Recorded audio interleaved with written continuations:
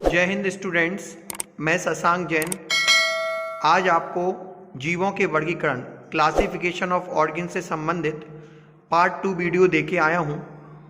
जो कल अपन ने पार्ट 1 वीडियो पढ़ी थी उसमें बताया गया था कि दुनिया में जितने भी ऑर्गेनिज्म हैं, जितने भी जीव हैं, उन्हें अलग अलग साइंटिस्टों ने अलग अलग भागों में बांटा है। जैसे कल हमने कैरोलस लिनियस के बारे में पढ़ा था, इसके बाद हैकल के बारे में पढ़ा था, कॉपलैंड के बारे में पढ़ा था, इसके बाद हिटेकर के बारे में पढ़ा था, जिन्होंने जीवों को 5 भागों में बांटा है। पहले है मोनेरा, प्रोटेस्टा, कवक, जंतु और पादप, जिसमें से आज हम मोनेरा के बारे में पढ़ रहे हैं, जिसका सबसे अच्छा एग्जाम्पल है बैक्टीरिया, जिसे हम कहते हैं जीवाणु। आपको जानकारी के लिए बता दूं, पहले की वीडियो में भी बताया गया है कि जो मोनेरा है वो प्रोकैरियोटिक जीव के अंतर्गत आता है, अर्थात अविकसित जीव है, और इनकी कोशिकाओं में केंद्रक नहीं पाया जाता, न्यूक्लियस नहीं पाया जाता। ये मोनेरा 2 भागों में विभाजित किया गया है, नंबर 1 आर्की बैक्टीरिया और नंबर 2 यू बैक्टीरिया, जिनमें से यू बैक्टीरिया को ही हम रियल बैक्टीरिया या जीवाणु के नाम से जानते हैं। यदि दुनिया के अधिकतर बैक्टीरियाओं की अपन बात करें तो दुनिया के अधिकतर बैक्टीरिया मोनेरा कुल में ही आते हैं, जो लगभग परपोषी होते हैं। लेकिन कुछ ऐसे भी बैक्टीरिया होते हैं जो प्रकाश संश्लेषण द्वारा स्वयं अपना खाना बनाते हैं, जैसे कि साइनोबैक्टीरिया, और इसका एग्जाम्पल है नील हरित शैवाल, जिन्हें प्लांट के अंतर्गत रखा गया है। और आपको जो जीवन की उत्पत्ति संबंधी वीडियो बताई गई थी उसमें बताया गया था कि नील हरित शैवाल ब्रह्मांड के पहले जीव हैं।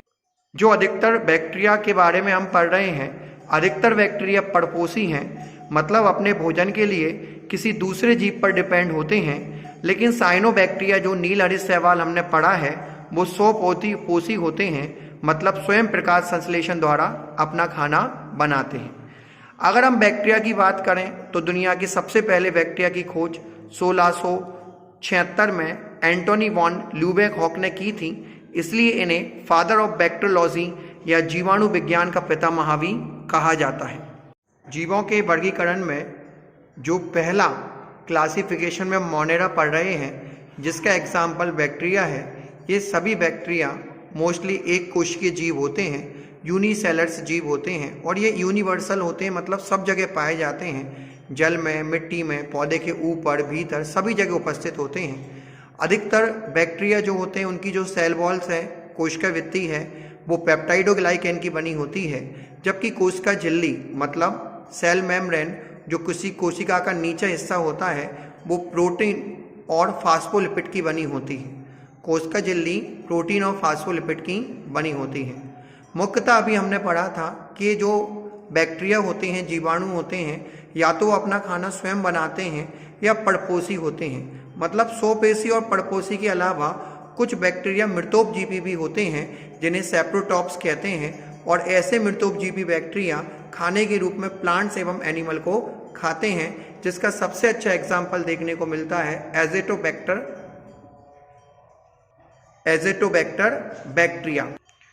कुछ bacteria ammonia, methane, hydrogen sulphide की उपस्थिति में भी अमीनो अम्ल का निर्माण करते हैं, और इन अमीनो अम्ल से प्रोटीन का निर्माण होता है। इस आधार पर बैक्टीरिया को 3 भागों में बांटा गया है। नंबर 1 मीथेनोजेंस बैक्टीरिया, जो मीथेन का निर्माण करते हैं, जिसका सबसे अच्छा उदाहरण है मीथेनोबैक्टीरिया। नंबर 2 है थर्मोएसिडोफिल्स बैक्टीरिया, जो अम्लीय पर्यावरण का निर्माण करते हैं, और इसका एग्जाम्पल है सल्फोलोबस बैक्टीरिया।